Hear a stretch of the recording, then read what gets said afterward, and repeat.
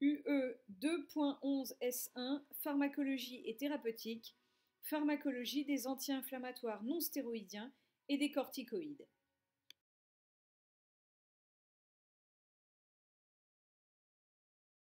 Les médicaments anti-inflammatoires sont destinés à contrôler les effets de la réaction inflammatoire.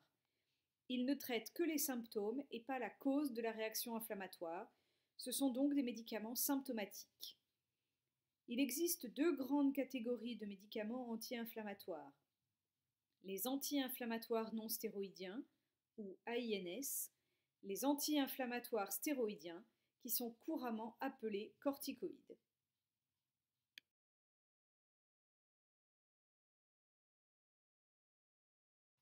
La réaction inflammatoire ou inflammation est une réaction naturelle des tissus vivants à une agression.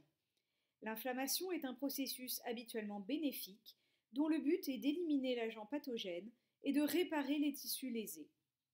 Parfois, la réaction inflammatoire peut être exagérée ou néfaste. On parle d'inflammation chronique qui est un phénomène pathologique. Le rôle des anti-inflammatoires va être de lutter contre ces effets délétères.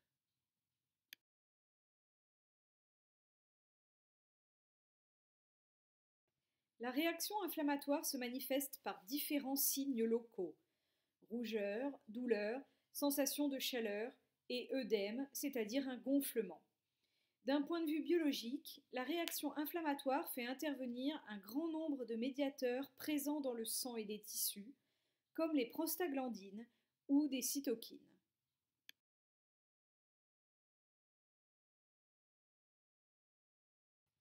Parmi ces médiateurs participant à la réaction inflammatoire, les prostaglandines ont un rôle majeur.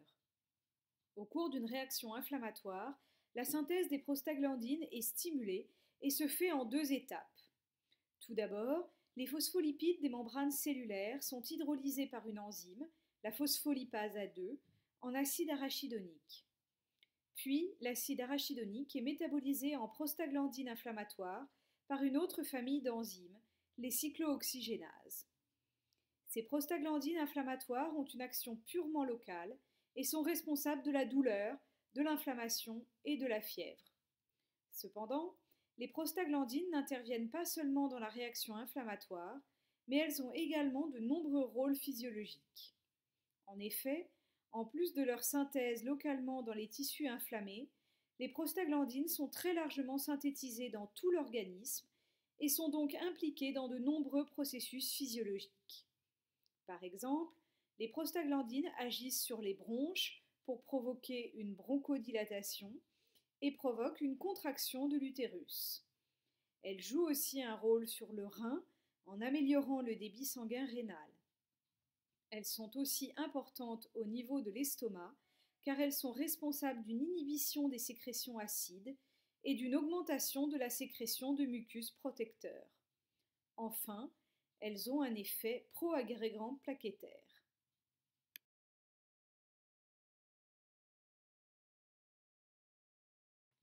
La réaction inflammatoire est donc un processus naturel, mais qui peut être exacerbé dans certaines pathologies.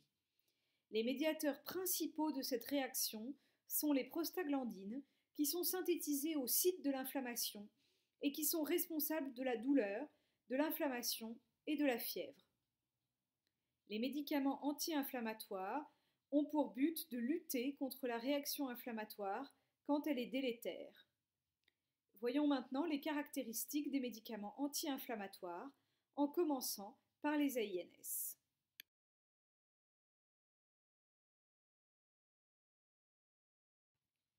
Les anti-inflammatoires non stéroïdiens, ou AINS, forment un groupe hétérogène de médicaments destinés à contrôler les effets de la réaction inflammatoire, quelle que soit son origine. Ce sont donc des médicaments symptomatiques. Les AINS ont un mécanisme d'action commun qui consiste en l'inhibition de la synthèse des prostaglandines inflammatoires par l'inhibition des enzymes impliquées dans leur synthèse, les cyclooxygénases, dont il existe deux principales isoformes, la COX-1 et la COX-2. La COX-1 est l'isoforme présente à l'état physiologique dans la plupart des tissus de l'organisme à tout moment. Elle permet la synthèse des prostaglandines physiologiques. La COX-2, en revanche, est l'isoforme induite au site de l'inflammation dans les états inflammatoires. Elle est responsable de la synthèse des prostaglandines inflammatoires.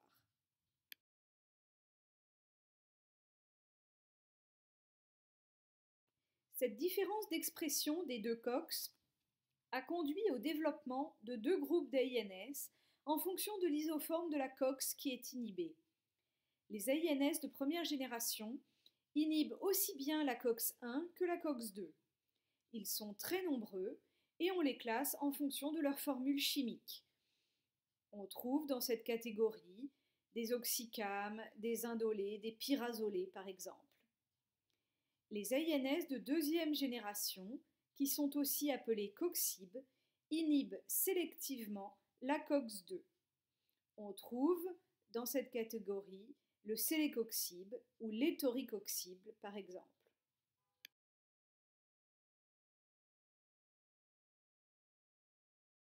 Les AINS de première génération, tout comme les coxib, par leur action inhibitrice sur la COX-2, empêchent la synthèse des prostaglandines inflammatoires au cours de la réaction inflammatoire.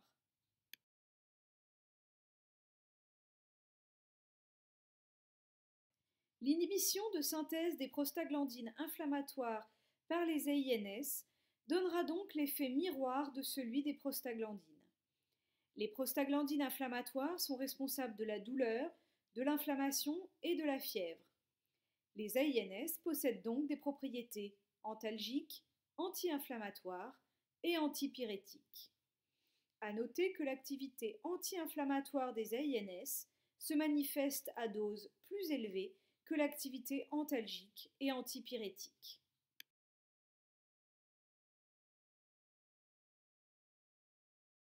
Bien qu'ils appartiennent à la même classe pharmacologique, les AINS n'ont pas tous les mêmes indications. Ces indications reflètent les pathologies dans lesquelles l'efficacité de chaque molécule a été démontrée. Il est donc nécessaire de consulter les résumés des caractéristiques du produit pour connaître le libellé exact des indications reconnues pour chaque médicament et de les respecter.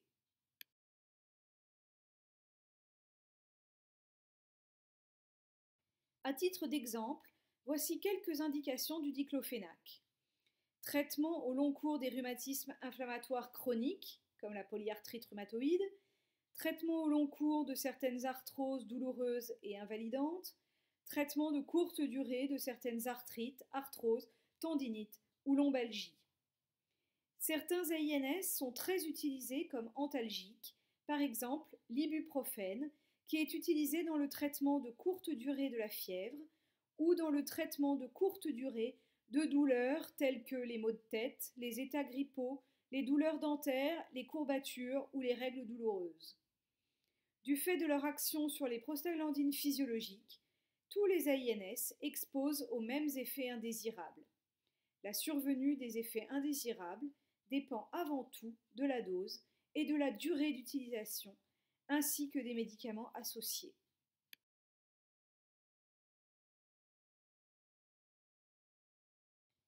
En fonction de leurs indications, les AINS peuvent être administrés sous différentes voies d'administration. La voie orale et la voie cutanée constituent les voies préférentielles d'administration des AINS dans les pathologies mineures. La voie intramusculaire et la voie intraveineuse, en revanche, sont utilisées principalement dans le cadre d'affections aiguës.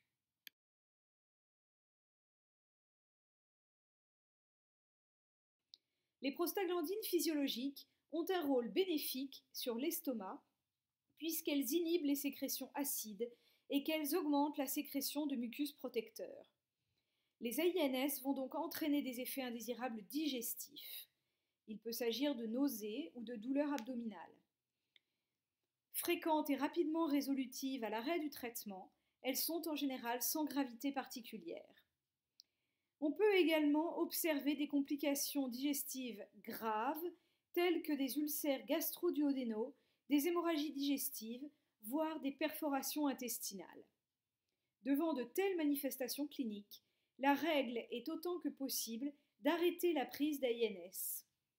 Pour limiter la toxicité digestive des AINS, il est recommandé de prendre le médicament au cours d'un repas pour protéger la paroi gastrique.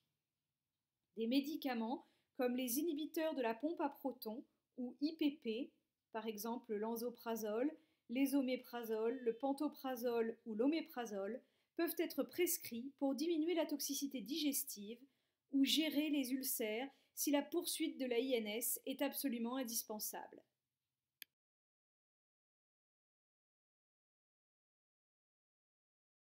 Les prostaglandines ont un rôle bénéfique sur le rein qui se traduit par une amélioration du débit sanguin rénal. En inhibant la synthèse des prostaglandines physiologiques, les AINS peuvent entraîner une insuffisance rénale aiguë par diminution du débit sanguin rénal et diminution du débit de filtration glomérulaire. Elle est habituellement réversible après l'arrêt de l'AINS, mais parfois incomplètement.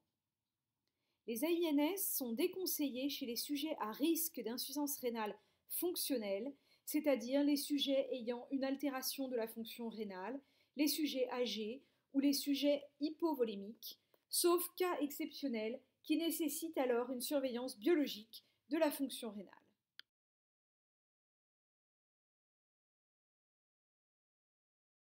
Au niveau bronchique, les prostaglandines physiologiques sont responsables d'une bronchodilatation. Les AINS peuvent donc entraîner des bronchospasmes ou des manifestations asthmatiques au niveau bronchique. La prise en charge de cet effet indésirable repose sur l'arrêt de l'AINS et la prise en charge symptomatique du patient. Tous les AINS sont susceptibles d'entraîner des réactions cutanées graves, parfois fatales, à type de syndrome de Stevens-Johnson et de syndrome de Lyell. Ces réactions surviennent le plus souvent durant le premier mois de traitement. Le traitement par les AINS doit être arrêté dès la survenue d'un rash cutané, d'une lésion muqueuse ou de toute autre manifestation d'hypersensibilité. Enfin, les AINS peuvent aggraver une insuffisance hépatocellulaire ou donner lieu à des hépatites médicamenteuses.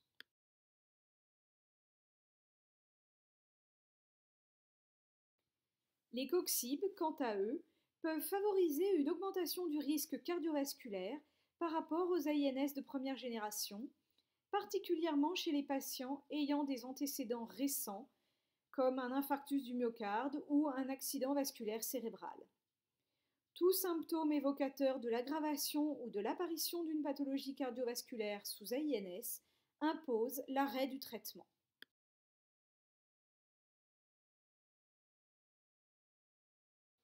Les contre-indications des AINS doivent être respectées. En particulier, il ne faut pas prescrire d'AINS dans les situations suivantes: ulcère gastro-duodénal, hémorragie digestive ou perforation digestive du fait des effets ulcérogènes des AINS, insuffisance hépatocellulaire sévère du fait des complications hépatiques pouvant survenir ou être aggravées par les AINS, insuffisance rénale sévère du fait du risque d'insuffisance rénale rencontré avec les AINS, pathologies cardiovasculaires comme des accidents vasculaires cérébraux ou des cardiopathies ischémiques, notamment avec les coxibes, et enfin allergie aux AINS et particulièrement à l'aspirine.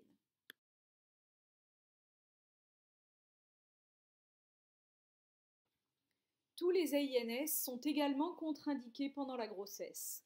Les AINS de première génération, y compris ceux administrés par voie locale, doivent être évités pendant les 6 premiers mois de grossesse et sont formellement contre-indiqués dès le début du 6e mois. En effet, en fin de grossesse, en inhibant la synthèse des prostaglandines chez le fœtus, les AINS de première génération exposent à un risque d'insuffisance rénale, d'insuffisance cardiaque et d'hypertension artérielle pulmonaire chez le fœtus. Ce risque existe même en cas de prise très brève à posologie usuelle. Les coxibes sont quant à eux contre-indiqués pendant toute la grossesse.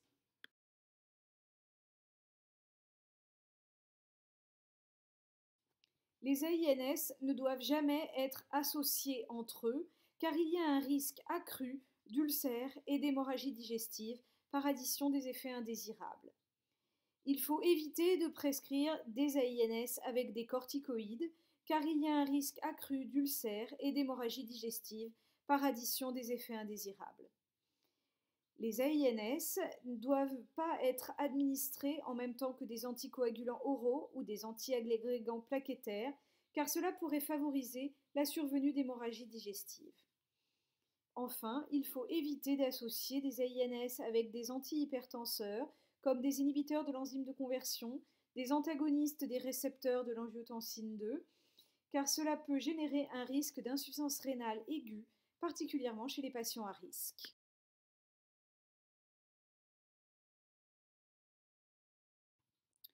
Les effets indésirables digestifs sévères, donc les ulcères gastro-duodénaux, les perforations digestives ou les hémorragies digestives, potentiellement fatales que l'on rencontre avec les AINS, peuvent survenir à tout moment d'un traitement par AINS et doivent être surveillés attentivement. Une prescription de gastroprotecteurs, comme des inhibiteurs de la pompe à protons, peut être envisagée en fonction des facteurs de risque du patient. Une surveillance étroite est requise chez les patients présentant des antécédents de pathologie cardiovasculaire. Il convient également d'être attentif aux éventuelles manifestations cutanées graves, parfois fatales, qui peuvent survenir au cours du premier mois de traitement par AINS généralement. Enfin, les AINS sont susceptibles de masquer les premiers signes d'une infection ou d'aggraver des infections comme la varicelle.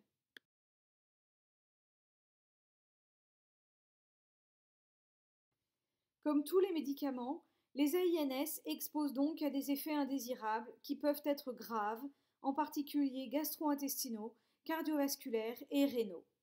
Il est recommandé d'utiliser les AINS à la dose minimale efficace pendant la durée la plus courte possible.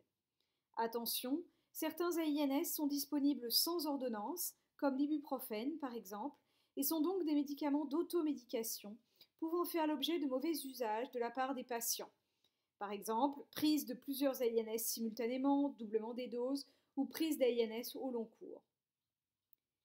Voyons maintenant les caractéristiques des anti-inflammatoires stéroïdiens, aussi appelés corticoïdes.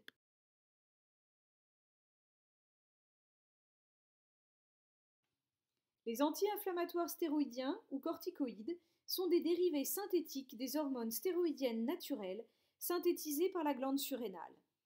Cette glande produit les corticoïdes, comme le cortisol, qui ont des propriétés anti-inflammatoires et une action sur le métabolisme protidique et glucidique, mais aussi les minéralocorticoïdes, comme l'aldostérone, qui agissent sur la régulation de l'eau et du sodium dans l'organisme, et enfin les androgènes, qui ont un rôle dans le développement des caractères sexuels.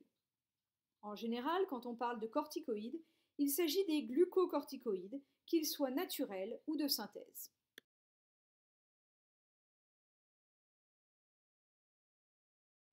La sécrétion des glucocorticoïdes naturels est contrôlée par l'axe hypothalamo-hypophysaire.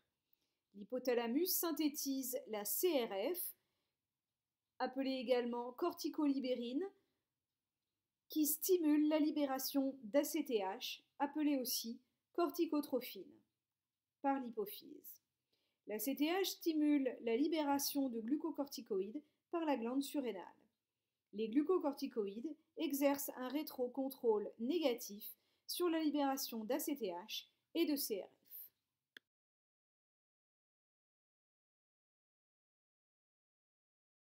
Les glucocorticoïdes naturels sont sécrétés par l'organisme à faible dose, selon un rythme circadien contrôlé par l'ACTH, avec un pic de sécrétion en fin de nuit, entre 2 et 8 heures du matin.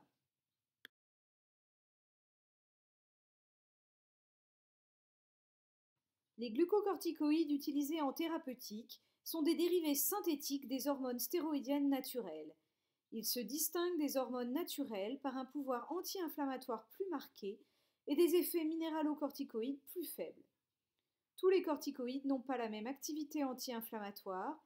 Leur activité anti-inflammatoire est donc cotée par rapport à celle du cortisol. Par exemple, la dexaméthasone a un pouvoir anti-inflammatoire 25 fois plus élevé que le cortisol, alors que l'activité anti-inflammatoire de la prednisone est seulement 4 fois plus importante.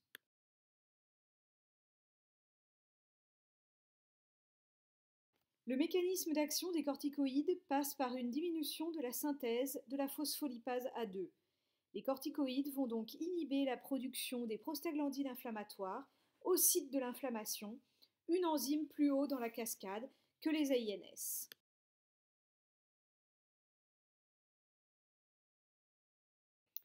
Comme c'est le cas avec les AINS, les corticoïdes constituent un traitement symptomatique. Ils ne traitent donc pas la cause de l'inflammation. Ce sont des médicaments d'action rapide qui possèdent de nombreuses propriétés pharmacologiques, ce qui explique leurs nombreuses indications. Les corticoïdes sont les anti-inflammatoires les plus puissants. Ils sont plus puissants que les AINS. Ils sont donc utilisés dans de nombreuses pathologies inflammatoires, comme la polyarthrite rhumatoïde ou la maladie de Crohn. Ils agissent sur les lymphocytes T et les lymphocytes B. Ils ont donc des propriétés immunosuppressives qui sont à l'origine de leur indication dans les rejets aigus de greffe, en préventif et en curatif, et dans le traitement des maladies auto-immunes, comme le lupus par exemple. Enfin, les corticoïdes ont des effets anti-allergiques. Ils peuvent également être prescrits pour le traitement de l'asthme sévère ou du choc anaphylactique. Lors de la prescription de corticoïdes, la posologie minimale efficace sera systématiquement recherchée et le traitement doit être le plus court possible.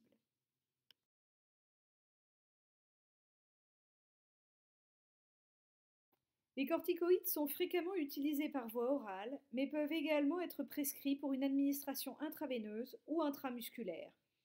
Les voies d'administration locales, comme par exemple l'administration intra-articulaire, oculaire ou cutanée, sont à privilégier par rapport aux voies dites systémiques, c'est-à-dire la voie orale ou parentérale, car ces voies locales induisent moins d'effets indésirables.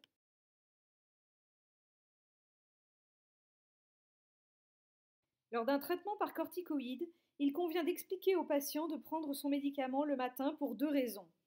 Tout d'abord, c'est le matin que l'organisme produit habituellement le plus de corticoïdes naturels. Une prise de corticoïdes le matin permet donc de mimer le rythme circadien naturel. Enfin, la prise de corticoïdes le matin permet d'éviter le risque de troubles du sommeil, conséquence de l'effet des corticoïdes sur le système nerveux central. La durée du traitement doit être la plus courte possible en raison des nombreux effets indésirables des corticoïdes. Enfin, comme la prise de corticoïdes met la glande surrénale au repos, il ne faut jamais arrêter brutalement un traitement par corticoïdes sous peine de provoquer une insuffisance surrénalienne. L'arrêt doit donc être progressif avec une décroissance des doses par palier, moins 10% tous les 8 à 15 jours environ.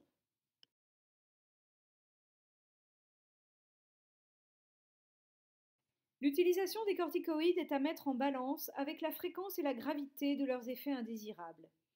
La plupart des effets indésirables des corticoïdes sont inhérents à leurs propriétés pharmacologiques. Ils sont donc pour la plupart prévisibles et évitables. Les corticoïdes ont des effets indésirables sur le métabolisme des glucides. Ils sont responsables d'une intolérance au glucose, pouvant aller jusqu'au diabète ou à l'aggravation d'un diabète préexistant. Ils agissent également sur le métabolisme des lipides et provoquent une obésité facio-tronculaire liée à une redistribution des graisses et une hyperlipidémie. Leurs effets indésirables impactent aussi le métabolisme des protides en entraînant une augmentation du catabolisme musculaire caractérisée par une atrophie des muscles et une faiblesse musculaire. Les corticoïdes touchent également l'eau et les électrolytes de l'organisme en induisant une hypokaliémie et une rétention hydrosodée pouvant être responsables d'œdème et d'hypertension artérielle.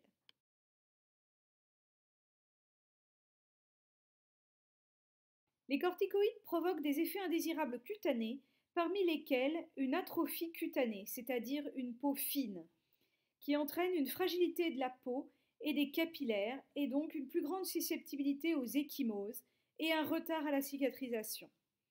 On voit également des manifestations osseuses du type ostéoporose, c'est-à-dire une fragilité excessive du squelette, en général partiellement réversible à l'arrêt du traitement. Les corticoïdes provoquent également un retard de croissance important chez l'enfant.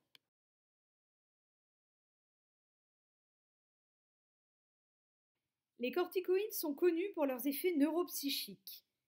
Ils ont en effet un effet stimulant sur le système nerveux central qui se caractérise par une euphorie, un état d'excitation, des insomnies et une irritabilité. Comme les AINS, les corticoïdes présentent une toxicité digestive car en augmentant la production acide, ils provoquent un risque d'ulcère ou d'aggravation d'ulcères préexistants. Du fait de leurs effets immunosuppresseurs, les corticoïdes entraînent une augmentation de la sensibilité aux infections, un risque d'infection bactérienne, virale, parasitaire ou fongique, ou d'aggravation d'infections préexistantes.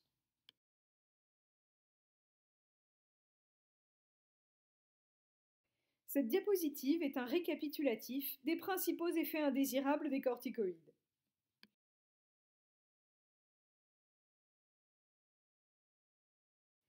Les contre-indications des corticoïdes doivent être respectées.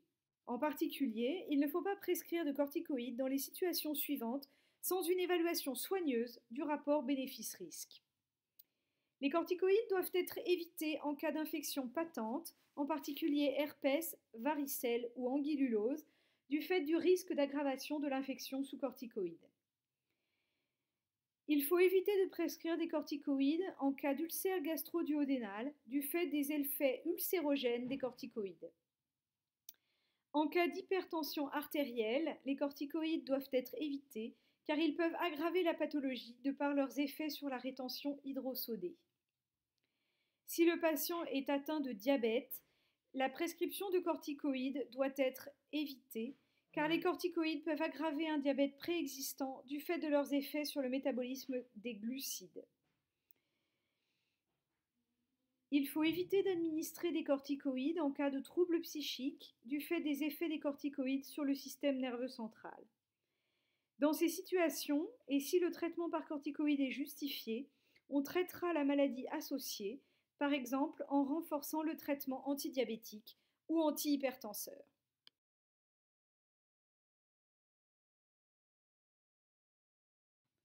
Les corticoïdes sont en théorie compatibles avec la grossesse puisque le risque tératogène semble peu important. Cependant, il reste préférable de les éviter chez la femme enceinte car il peut y avoir un risque de retard de croissance intra-utérin et de petits poids à la naissance. Un impact sur la surrénale néonatale est possible, surtout si les corticoïdes sont administrés par voie générale en fin de grossesse. L'allaitement est en revanche déconseillé si la mère prend une corticothérapie à dose importante.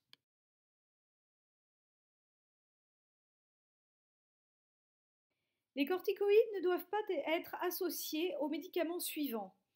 Médicaments hypokaliémiants comme les diurétiques, les laxatifs stimulants, car il y a un risque accru d'hypokaliémie. AINS ou aspirine, car il y a un risque accru d'ulcère et d'hémorragie digestive par addition des effets indésirables.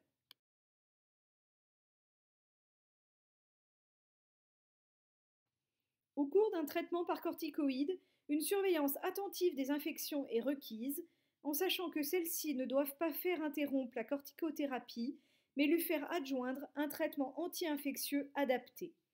D'un point de vue clinique, le poids corporel, la tension artérielle, les modifications de l'état psychique et l'état cutané seront surveillés de très près. On surveille également la glycémie, le bilan lipidique et la kaliémie. Une surveillance du risque d'ulcère et d'ostéoporose est également indispensable.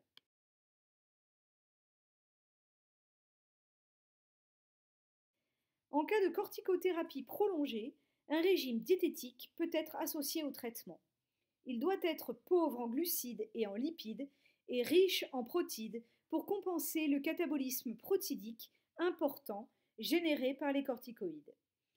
Il doit être pauvre en sel pour éviter la rétention de sodium et d'eau, surtout si le patient présente des œdèmes et une hypertension, et si possible riche en potassium pour prévenir l'hypokaliémie.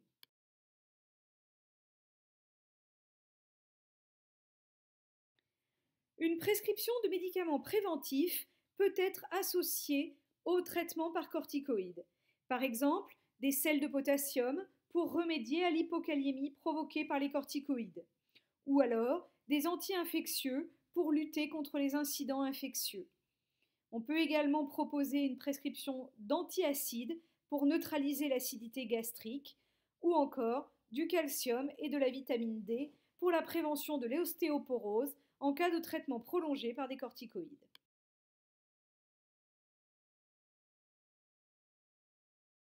En conclusion, les AINS exposent à des effets indésirables qui peuvent être graves, en particulier gastro-intestinaux.